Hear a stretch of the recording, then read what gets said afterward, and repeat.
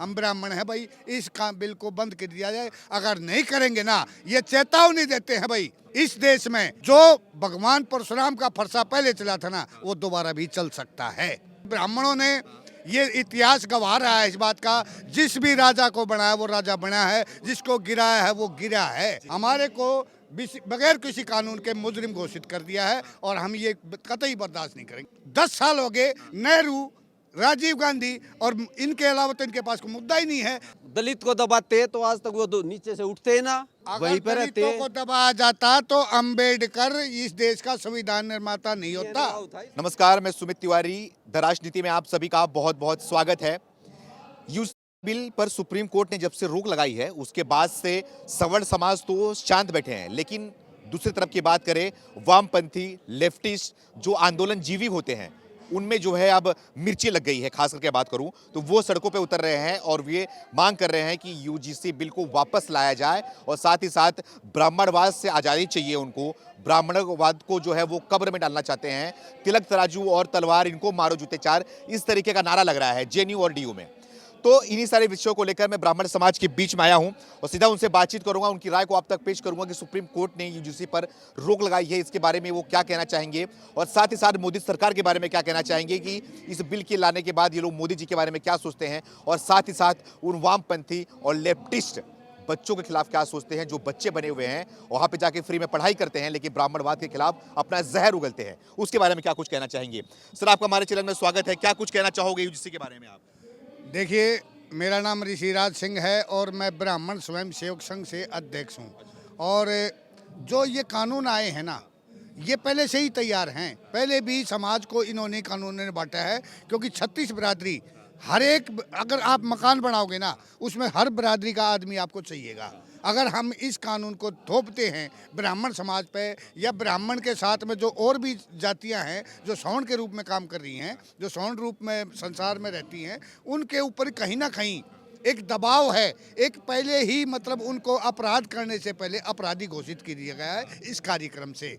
इस बिल से ये जो समाज है ऐसा बटेगा, क्योंकि समाज जो है ना एक बंदी झाड़ू है, अगर उसको हम तिल तिल करके तार तार करके दे, उससे कूड़ा नहीं उठेगा। तो समाज जो है ये देश को और ये अपने जाति को और अपने धर्म को साफ करने का एक तरीका है और समाज को नहीं तोड़ना चाहिए। इस बिल के विरोध में हम खड़े थे और प्रदर्शन भी करेंगे और आखिर तक लड़ेंगे इसको। अगर जान भी चली जाएगी तो देंगे, क्योंकि ये समाज जो है ये 36 बिरादरी का समाज है और यहाँ सभी समाज एक तरीके से रहते हैं। हर आदमी को, हर जाति को इनका हक है और वो हक ना तो ब्राह्मण छीन सकता है, ना दलित छीन सकता है किसी से भी। लेकिन दलित सड़कों पे उतर रहे हैं छीनने के लिए, उनको चाहिए। देखिए, वो भटके हुए नौजवान हैं, उनको गलत ब्रेन वॉश कर दिया उनको ऐसा सीख दे दिया, अगर बेटे ये नहीं लोगे तो तुम बर्बाद हो जाओगे। ऐसा कुछ नहीं है, क्योंकि जिसने भी मतलब आज तक का इतिहास है, देखो कहीं ना कहीं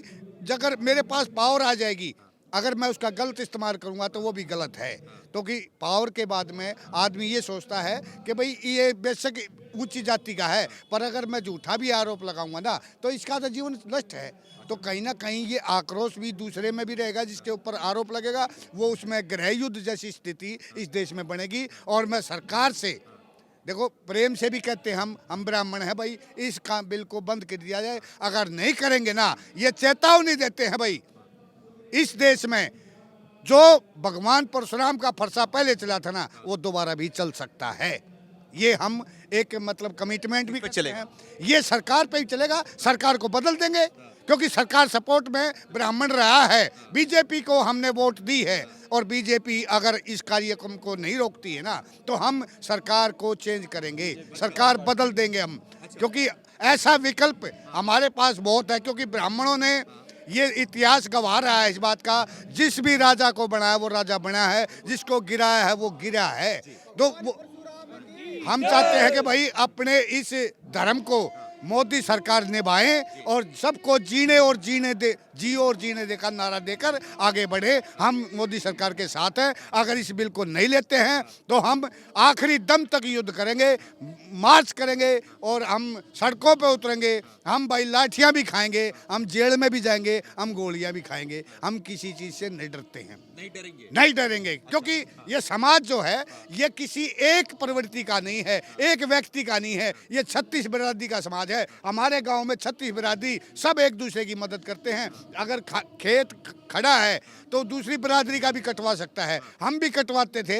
जो आज हमारे सामने जो परिस्थिति सरकार ने पैदा कर दी ना, हमें हमारे को बस ये करके घोषित कर दिया ये इसमें मुजरिम है, हमारे को बगैर किसी कानून के मुजरिम घोषित कर दिया है और हम ये कतई बर्दाश्त नहीं करेंगे। लेकिन वो तो आप पे आरोप लगाते हैं ना कि दलितों पे आप लोगों ने, ब्राह्मणों ने अत्याचार किया है, इसलिए इसको लाना। देखो समय सिचुएशन और ये हालात के टाइम पर जैसा जैसा हालात था, हमने भी लाठियां खाई हैं अंग्रेजों के टाइम पे। सबसे ज़्यादा तो सवर्ण जाति ने इंकलाब जो हुआ था हमारा, अंग्रेज़ों से हमने आज़ादी प्राप्त करी थी, मुसलमानों से भी करी थी। वहाँ भी देखो ना, लक्ष्मीबाई भाई, ताता टोपे, जो चंद्रशेखर आज़ाद, सुभाष चंद्र बोस, इनकी अनगिनत कहानियाँ हैं जिन्होंने मतलब आज़ादी दी है अंग्रेज़ों से भी, मुसलमानों से भी। क्या फिर हम मतलब इस देश में कोई रास्ता ही नहीं हमारा? लेकिन इनको तो ब्राह्मणवाद से आज़ादी चाहिए। अरे ब्राह्मण, एक बात बताओ, 4 वर्ण हैं। देखो गाड़ी में भी 4 होते हैं, टायर, इंजन, बॉडी और चेसी। अगर टायर को उठा के इंजन में लगा देंगे क्या गाड़ी चलेगी?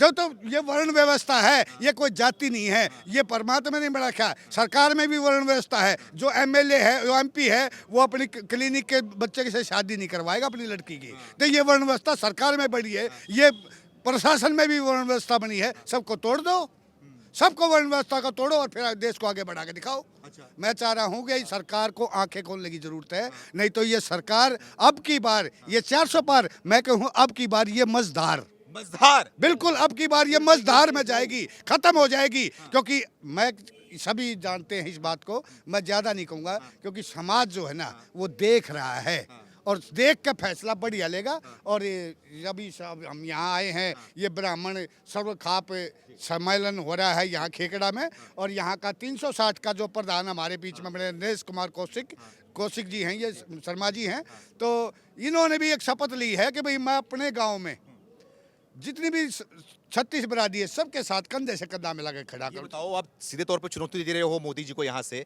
लेकिन आप ही लोग जो हो, सवर्ण समाज के लोग जो हैं, वो रीढ़ की हड्डी हैं, रीढ़ की हड्डी माने जाते हैं बीजेपी सरकार की। लेकिन आप ही लोग दूर हट जाओगे तो क्या होगा फिर? देखो, हम चाहते हैं कि भाई सीधे रास्ते पर अगर सरकार चलती है, जो किसी को परेशानी ना हो, किसी भी जाति को परेशानी। SC एक्ट जो था ना वो पहले से ही है, उसमें इतने संशोधन, इतने बदलाव कि जो दूसरा उसके बराबर में खड़े होने वाला व्यक्ति है वो तो मर ही जाएगा। तो मैं चाह रहा हूँ कि भाई इस चीज़ को ध्यान में रखते हुए इसको बंद करो और देश को आगे बढ़ाने में काम करो। अरे 10 साल हो गए, नेहरू, राजीव गांधी और इनके अलावा तो इनके पास कोई मुद्दा ही नहीं है। तीसरे दिन राहुल ने ये कर दिया। अरे तुमने क्या करा? ये डैम, ये जो IIT है, ये कंप्यूटर है, सारे कांग्रेस के टाइम पे आए हुए हैं। आप लोगों ने क्या किया? देश को IS चलाता है वो चला रहा है आज भी। आप क्या कर रहे हो? आपने कर्जा छोड़ दिया सर पे, 84 लाख करोड़ का कर्जा हमारे ऊपर है, 143 लाख करोड़ हो गया है। कौन भरेगा इसको?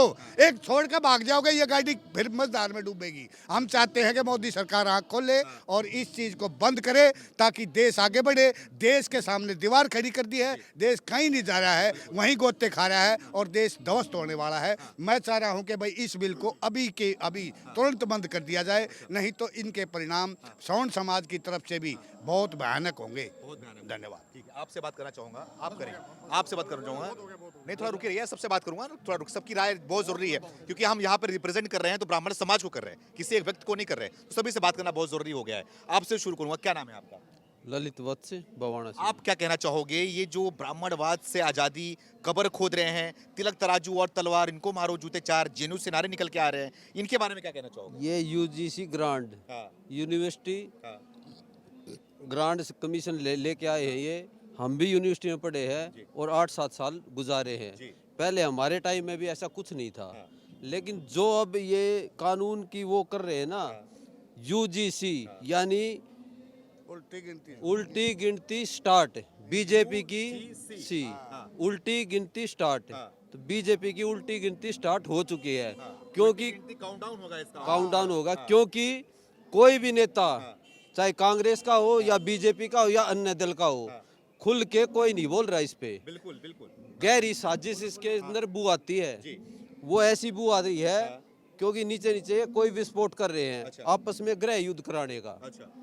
क्योंकि SC/ST एक्ट 1932 में लागू हुआ था, 1962 में इसका पूर्णतः बंद हो गया था।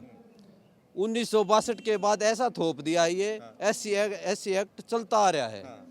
पहले 10 साल का था, फिर 10 साल बढ़ाया, फिर 10 साल, उसकी पूर्ण सभ्यता 1962 में खत्म हो चुकी है, शायद किसी को ना पता हो। लेकिन अब भी वो हमारे पे ऐसा थोपा जा रहा है और उसके अंदर भी ऐसे संशोधन बना दिए। मेरा बेटा है, कॉलेज में पढ़ता है, 3 साल हो चुके। मैं ये चाहूँगा कि वो ऐसी जलालत की भरी वो ना करे, 302 के मुकदमे में जाएगा अंदर। मैं उसके लिए जमानत क्या केस भी लड़ूंगा। मैं अपने बच्चे को ये दूंगा, भाई तू तलवार हथियार कुछ भी लेके झुकिए मत, क्योंकि एक यूपी का तिवारी था, अभी 20 साल में जेल काट के आए हैं। उसका 20 साल कौन देगा? गवर्नमेंट कोर्ट दे देगी, पूरी फैमिली खत्म हो चुकी। सब मर गए। उसके लिए हमारे दिल में भी इतना दर्द है, तो मैं अपने बच्चे के उस हाथ में हथियार देने का चाहूंगा।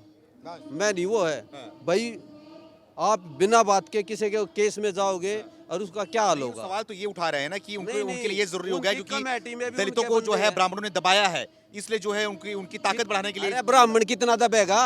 ब्राह्मण तो शुरू से दबता आया है। नहीं, ब्राह्मणों ने दबाया है दलित को, ऐसा बोल रहे हैं। दलित को दबाते तो आज तक वो नीचे से उठते ना, अगर वहीं पे रहते। दलितों को दबाया जाता तो अंबेडकर इस देश का संविधान निर्माता नहीं होता। इसका संविधान नहीं होता, बिल्कुल नहीं होता।